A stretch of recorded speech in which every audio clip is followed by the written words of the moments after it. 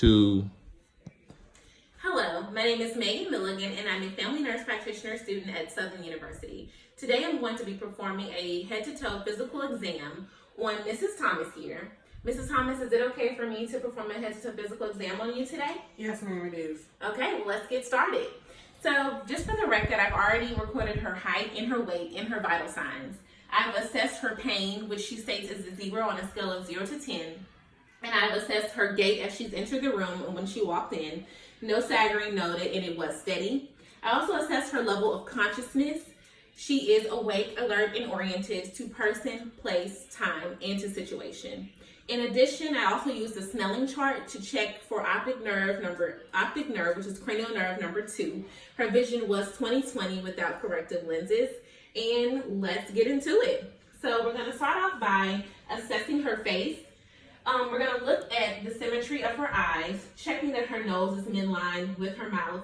I'm looking for any discolorations, any rashes, any lesions.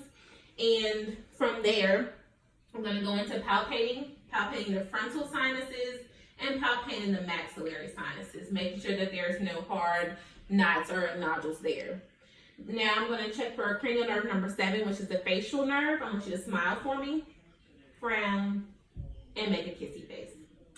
So that's checking for cranial nerve number 7, and that is intact. Now we're going to check cranial nerve number 5. I'm going to get you to close your eyes for me and tell me if you feel soft or hard. Soft. Hard. Okay. She named those correctly, and that means that trigeminal nerve, which is cranial nerve number 5, is intact.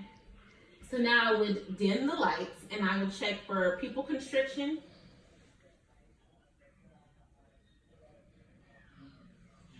And pupils do constrict bilaterally, which is checking for oculomotor nerve number 3. And I'm also going to check for the optic disc and the red reflex when the room is completely dark. And I would do that bilaterally, and I make sure that there are no foreign bodies or any abnormalities there. Now going back to her eyes, I'm going to get you to follow the pen light for me, keeping your head forward.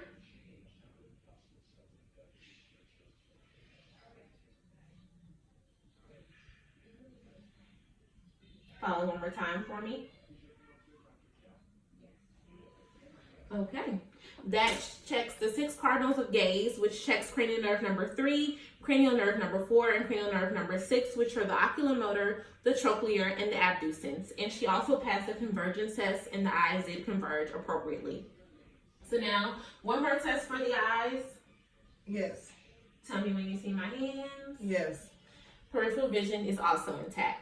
So now we're going to go back into palpation again. I'm going to palpate the temporal pulse here, which is +2 with no Bruys felt. And then I'm going to go into palpating the lymph nodes since I'm here. I'm going to palpate the preauricle, the postauricle, go down and check the tonsillar. While I'm checking these lymph nodes, I'm checking for any nodules, any hard knots in there, any swelling there, the submental, submandible, and then the cervical. So I'm checking for all those lymph nodes while I'm here by her face. So now we're going to go into the ears. I'm going to do the tug test on the ears. And of course, I will do that bilaterally. And that's just to elicit any discomfort to see if she does have any pain there. And then I'm going to go ahead and take a look inside of her ears. And at this point, I'm checking the tympanic membrane. And when I look in there, I'm checking that the tympanic membrane is translucent gray, that the bony prominences are there, and that the landmarks like the cone of light are all intact, which they are. Now I'm going to check hearing. I'm going to use the tuning fork. I'm going to strike the tuning fork. Bring it to the top of her head. She should hear the sound laterally. And then we're going to strike, and that's the Weber test that we just performed. Now we're doing the Rhine test. I'm going to bring the tuning fork behind to the mastoid bone until the vibration stops. I'm going to bring it here in front of the ear. She should still hear the sound.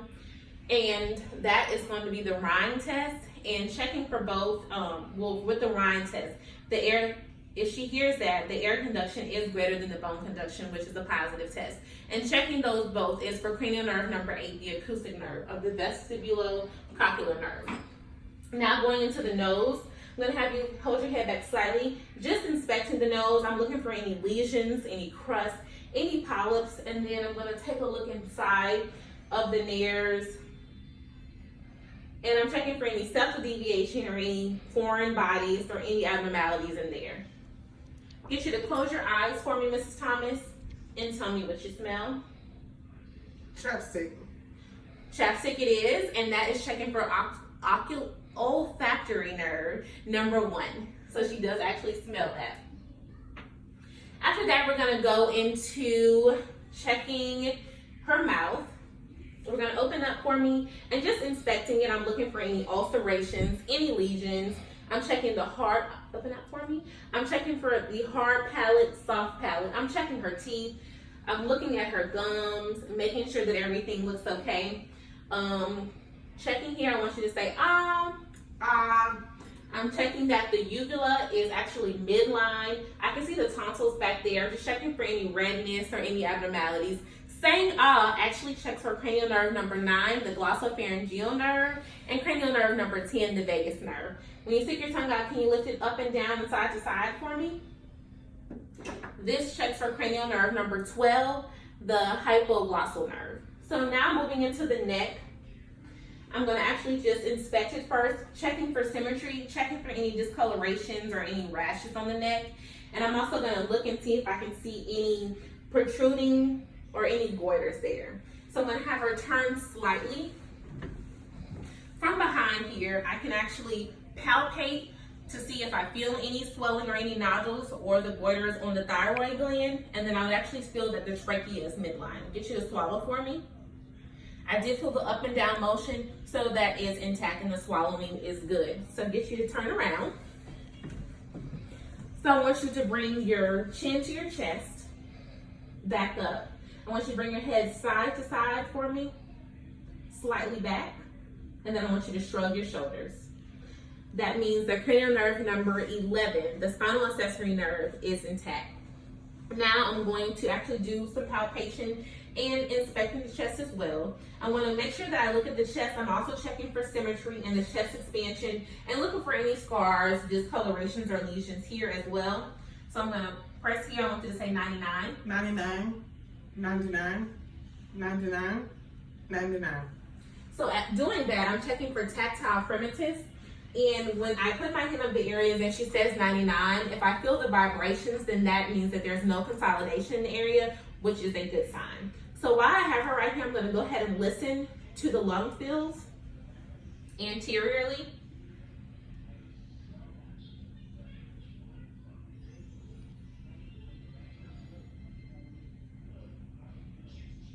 And of course, I would check both anterior and posterior, upper and lower lobes. And I will be looking for any adventitious breath sounds, but her breath sounds are vesicular, which is a normal finding. So just turning around slightly again for me. Thank you so much for being patient with me today, Mrs. Thomas. Thank you, Ms. Milligan. So I'm going to come right below the scapula here, and I'm going to percuss.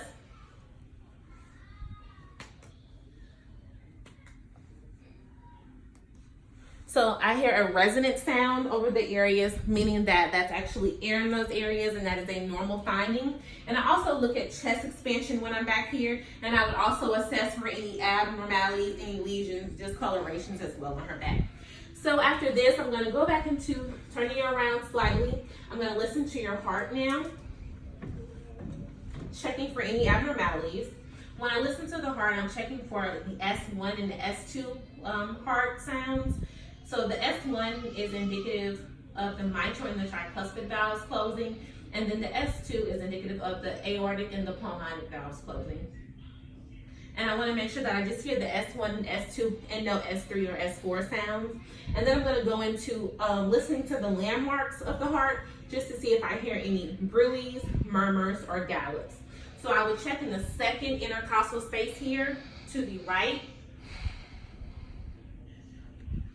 which is over the aortic area. To the left of the same second intercostal space, to the left of the sternum border, is the pulmonic area. I'm going down to the Erb's point, which is over the tricuspid area. And down in the fifth intercostal space would be the mitral valves. I would listen over that area. And then I would also listening to the PMI, which is the point of maximum impulse, and just making sure I don't hear, like I said, any ruies, murmurs, or gallops, okay? So from there, I'm gonna get you to lie down for me.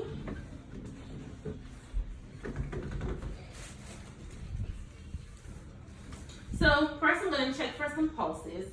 I'm gonna check the radial pulse here, which is a +2. I'll also check bilaterally, of course, in all these pulses. While I have her here, I'm gonna check the Allen's test. I want you to make a fist for me, a real tight fist. Open it up, close it again. And then I'm going to occlude the ulnar and the radial pulses here. I'm gonna get you to open up your hand for me. I'm gonna release. And you can see the pink color come back in her hand, which means that there is good blood flow there. I'm gonna get you to slightly raise your right leg for me. Behind her right knee, I'm gonna check the popliteal pulse. I'm gonna come on down and check the dorsalis pedis pulse. And behind here, I'm gonna check the posterior tibial pulse, which should all be +2, and they all are.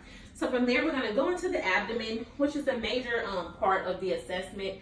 Just kind of inspecting first. I'm checking for any scars, I'm checking for discoloration, any bruising there that will signify any history, significant history in this area. After inspecting, I'm gonna go ahead and listen for any vowel sounds, for active vowel sounds rather.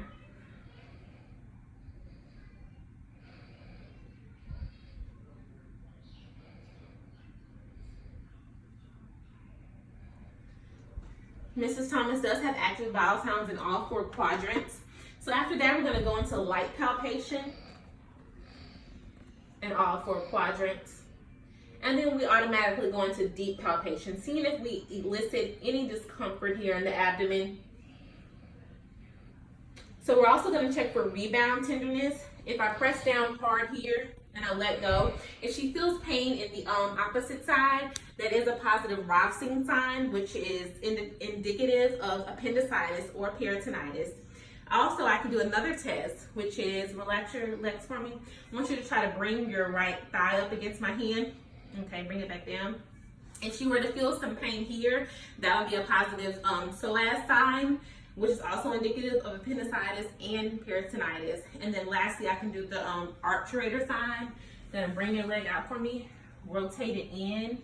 And if she were to feel pressure here in the abdomen, then that would also be indicative of appendicitis or peritonitis in the abdomen. One more sign that we can do to kind of tell us what's going on in the abdomen if there were problems. I could hook here under the costal margin, kind of hook my hands underneath there. And then if I let go and she does have pain and that does elicit some discomfort, that could be a positive sign for cholecystitis. So I'm gonna go ahead and get you to do a little strength test for me. I want you to hold my hands, grip my hands as tight as possible. All right, so she has good bilateral hand grips there. I'm gonna come down to right here by her feet, get you to press against my hands, give me a little resistance. That's also strong. So I'm gonna get you to come sit up for me again. Dangle your feet just slightly. And here we're gonna check for our reflexes here. So here on the knee reflex, I'm just gonna come right below the kneecap and just elicit a little reflex. As you see, it is intact. And then I'm gonna come here. You can also check for a reflex here on the elbow.